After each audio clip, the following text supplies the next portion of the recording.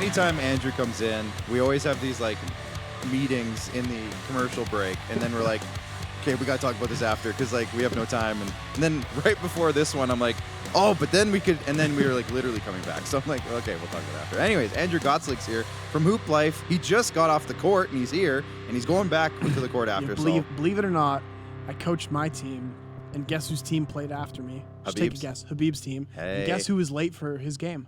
Habib. Is he fired or what? Well, I can't. How does that work? I can't fire my co-owner, but anyways, no, Did you yeah, slap him on the wrist, he was with the squad. They were at White Bear First Nation, and they got a flat tire coming home. Oof. So, anyways, I checked in with his team, and I was like, all right, we're only gonna try to lose by a little bit this game, all right? So I messed the rotations up. Right. Center your point guard. All right, we got this. Andrew, thanks for coming in. I know you got a ton going on, so let's pound through some content here. Let's get to the corner three right away because I want to also talk to you about the league that's going on at HoopLife. There it is. Look at that, right in the middle of the screen. I like it. There it is.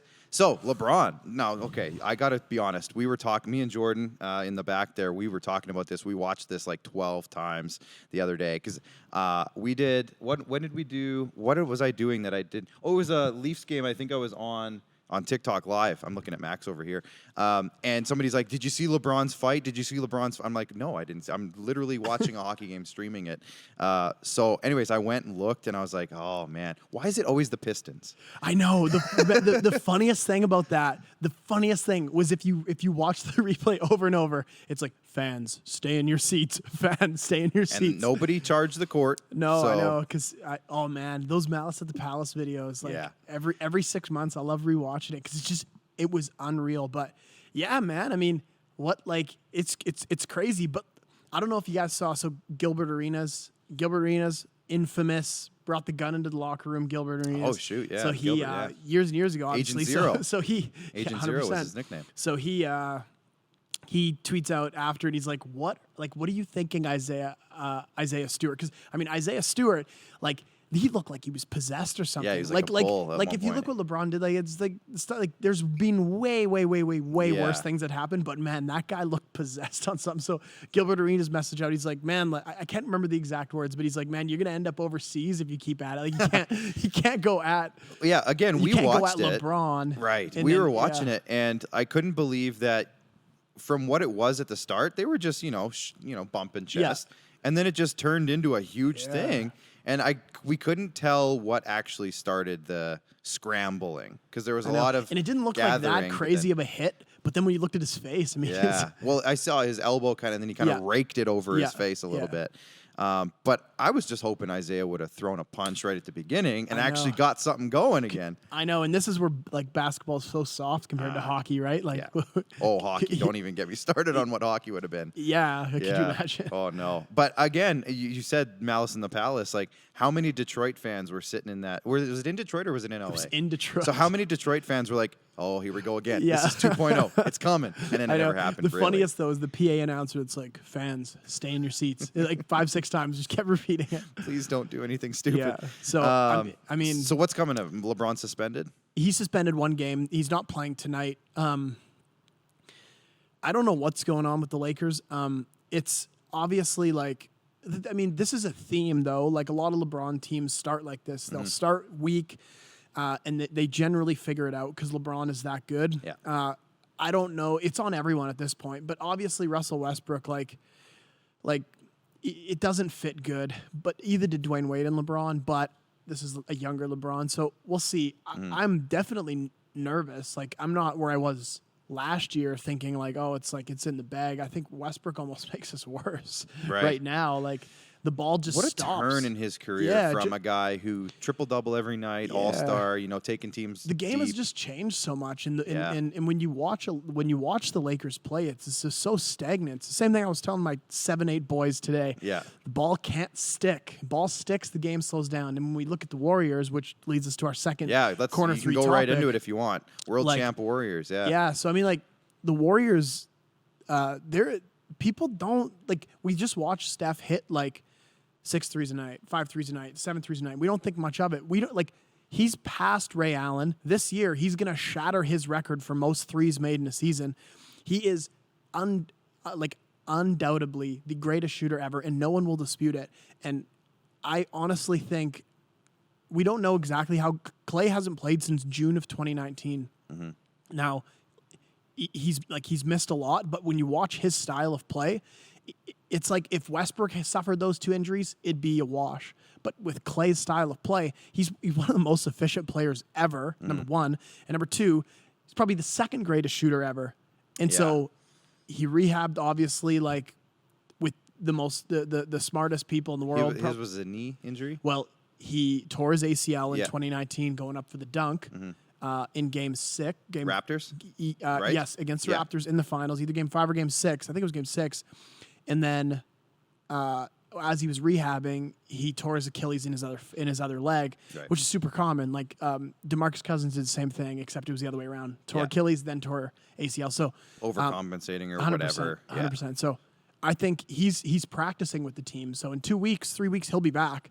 And I don't know, man. The Warriors, Steph is playing like MVP. 100% is in his sights this year. Secondly, Clay comes back. He'll do his thing. He's so efficient. He's smart. He'll be fine. Draymond clicks with it. Andrew Wiggins is playing like the first-round pick he was supposed to play. He's playing better, yeah. That's He's killing it. He's playing so good. I want him to be Jordan Poole has reincarnated himself as mini Steph Curry. Shout out to Levi for that analogy. That was big. And then Gary the Glove, his son, Gary Payton II, is like unbelievable defender. So I don't runs know. In the family. I would not be surprised if they cleaned up and won. Well, and they beat the Raptors, so clearly they're good. But our Raptors, man, it's a rebuild year. We know. got Scotty Barnes. We're getting all these long, lengthy, good shooting young guys.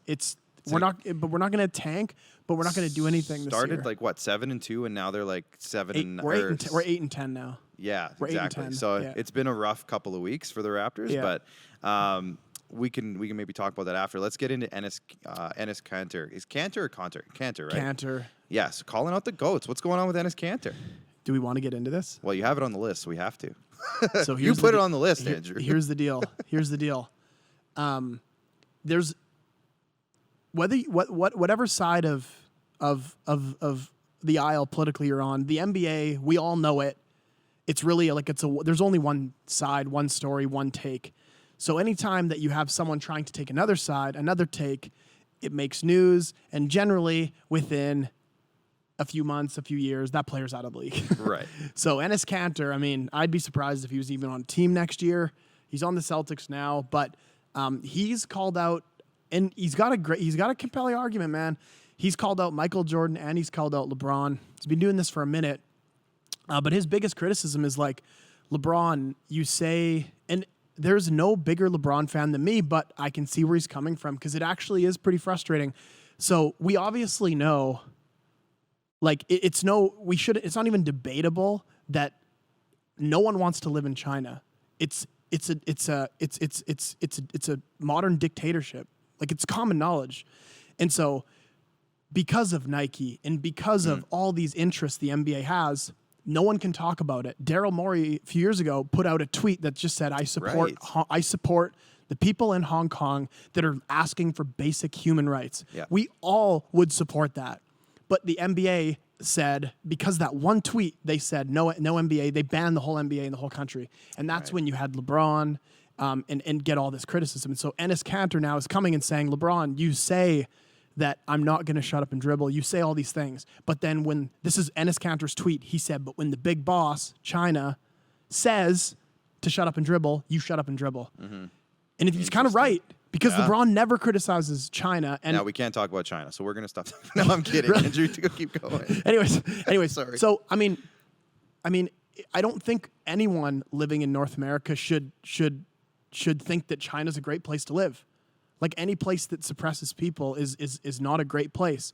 But we've become so reliant on China, and there's so many interests that whether every big company, the NBA, Nike, like NBA they can't say anything. Yeah. So I don't know what's going to happen, but all I'm saying is it's a compelling argument. He's kind of called out everyone saying that, listen, you guys say you care about social justice in America, but then you just turn an eye to other places in the world. Like, step it up. And when I hear that, it's like there's no bigger LeBron fan than me, but I have struggled with that because I'm like, LeBron, like, don't, like you're all about it. You made a school. You've done all these things. You're all about it. But, like, there's got to come a point where as a society we can't prioritize money over humans. And it happens too much. A lot. Yeah. And it definitely is happening now. And China is the richest country in the entire world now. So I don't see how that's going to end. Messy. Yeah. That's going to be interesting. We'll keep an eye on it, and maybe we'll talk about it in future, updates as we go. I got a couple questions. Unless for China you. bans this. Well, we're going to get shut down. Yeah. We're easily getting shut down. We got a couple questions for you though. From Chad, he's a big Bulls fan. So he says, NBA question. Are the Bulls for real this year? And will they make a solid run in the playoffs if they keep it up? Ball, Levine, DeRozan, among others, are lighting it up. Now, I saw a stat, and I just want to run this by you. DeMar DeRozan has more points in his first, I think it was 16 games with the Bulls, more than any other Bull in history, one more than Michael Jordan in his rookie year. Now, I'm like, okay, well, that's Michael Jordan in his rookie year. DeMar's, 32 now? Like, he should be getting more points than but it's still interesting. It is interesting. So, if it was 2 weeks ago, I would have said yes. They lost by 30 the other night, and Lonzo had 0. So that wasn't good. But I think they're for real. I'm a huge Lonzo fan. Watch him play. His plus minus is incredibly efficient. He doesn't care about his own accolades. He cares about winning. Zach LaVine and DeRozan are playing really good. Like, I think 100% you can't write them off. Are they good enough to get past the Bucks? Oh, the Bucks are going to figure it out, right? Are they good enough to get past the Bucks? Are they good enough to get past Brooklyn? Like, I don't know. I guess part 2 to the question is, who's the team in the East that could give the Warriors in the West a run, or somebody from the West? Yeah, I mean, we still got to say Brooklyn. Yeah. It's that right there is fine. I mean, and Philly should be. They should have got rid of Simmons a long time ago. They're so talented, but they'll figure it out. So I still think you gotta put Brooklyn at the top on the East. I still like the Kyrie thing is whatever, but Harden obviously got exposed by the rule change. The rule change. I've seen video compilations of him. He got exposed. Just go right now to any app, the Score, TSM, whatever. Go look at Harden's last 10 games of how many free throws he hit. This man got exposed by the rule change. I mean, he's only averaging 21, 22 points, something like that. I mean, he averaged 39 points a game a couple years ago. He averaged the 3rd most points in a season. The only 2 people ahead of him was Wilt Chamberlain and Wilt Chamberlain. Right. So 2 Wilt Chamberlain. So that's because he was shooting 25 free throws. Right. So that's what I was going to say. I think it was a 1-minute video on TikTok, and there was like 20 times where he jumped up into somebody and then got a call or whatever. Yeah. Totally. I was like, oh my gosh, this is hilarious to watch. It's amazing. Yeah. I can't believe it. It was a good rule change. Yeah. It was a good rule change. I'm glad they did it. Honestly, I was always bothered by that one because I'm like, you're doing it to yourself. Like, totally. it always bugged me a little bit. We got to get you out of here because you have another game. But last minute, you're coaching 2 basketball teams over in the HoopLife League. Team Yeezy Ooh. and Team Strive for Greatness. Now, did Team you name Yeezy, them or did the kids name them? We named them. Coaches named them. Okay. The team named the plays. So, any Kanye fans, Kanye is my favorite rapper.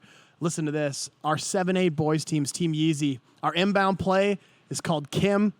Our last minute when we need a bucket is called Gold Digger. I thought you were going to say Pete Davidson. Yeah. But yeah, I know. Hey? Right? You got to hear. So our play when we need a bucket is called Gold Digger.